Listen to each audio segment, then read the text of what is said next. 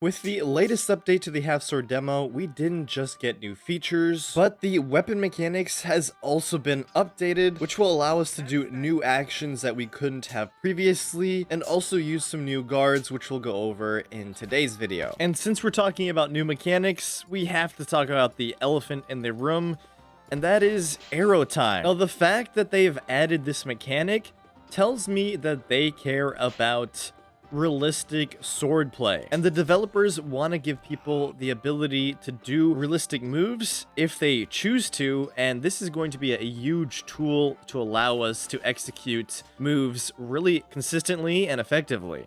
The next really noticeable change is just the sound of the weapons. I mean, they sound so much differently. I'm not sure if I like this or not. I think I prefer the other sound better, but it's not really that big of a deal. The next big change is that our passive parrying has become a whole lot stronger, even to the point that it will strike your opponent and be lethal. During that whole fight, I didn't move my mouse a single time. The guards that have changed are the plow, which is now much more useful than it used to be after the change in stabbing mechanics, which we'll talk about later. Note, there's two ways to get into the plow guard. One is to just use the left mouse button and position the sword in this area here. Or you can use the alt stabbing mode, which, as you can see, raises the sword up quite a bit, which is not really plow. Plow is lower here like this. But if we press X to switch hands, we'll actually be in an alt stabbing mode, which looks closer to the plow guard. And that brings us into the next guard, which is the key guard. Now, in this position here, with our left hand being dominant, we cannot raise the sword up while in stabbing mode. It can't go up any. But we can raise the sword up if we switch hands and our right hand is dominant. We can actually raise the sword up and go into key guard. Now, the only thing wrong about this is that the sword isn't resting on my left arm. Otherwise, it would be a perfect key guard. So this is as close as we can get. The next guard is the Ox guard. Before, it was basically a partial Ox guard. It was very imperfect, and it was hard to get into, but now it is a lot easier to use, and it's literally perfect. Now that we can actually perform an Ox guard and the stabbing mechanics have improved, stabbing from Ox guard is actually super useful now. Now onto the new guards that we can perform. The first being Hang Guard. To use it, we're going to get into Ox Guard and then switch hands so that your arms don't cross over one another. And you should be able to tilt the point of your blade towards the ground. Now, this is not a perfect Hang Guard by any means, but this was completely impossible before, so we've definitely gotten an increase in our range of motion, and that's awesome. We can also get into Hang Guard on our left side, but it's not as easy. And the last new guard that we have gotten access to with the new range of motion is the Einhorn guard, or Unicorn. To do this, we're going to switch hands from the default side, and then go into an Ox guard on our left side, perform a stab, and we now are in the Einhorn guard. This is a really weird looking version, but it technically is, but what can you do? It's a funny physics game.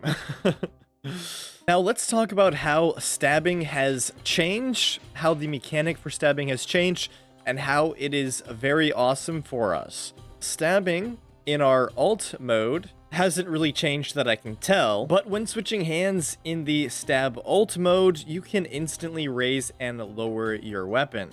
And this is really useful because it's hard to aim up and down when you're stabbing. The motion for looking up and down is the exact same for performing the stab. We can switch hands to instantly raise or lower our attacks based on what weapon our opponent has or where we need to aim our stabs. There is another way to perform a stab, and that is of course by double-clicking the left mouse button. And they've changed this method of stabbing because before, when you would perform a stab, you'd be stuck in this position as long as you were holding the left mouse button. But now we can actually get out of this by moving our mouse. And that is also another game changer, because it's going to allow us to seamlessly switch between stabbing and cutting or slashing, making for a more realistic fencing experience.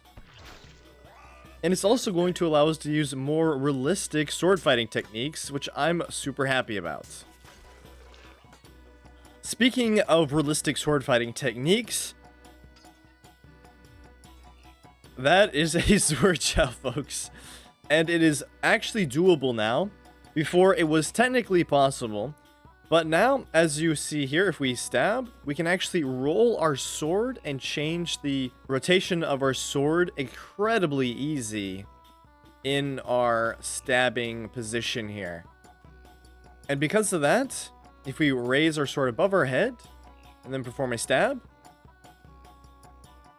we actually do a cut instead of hitting them with the flat of our sword.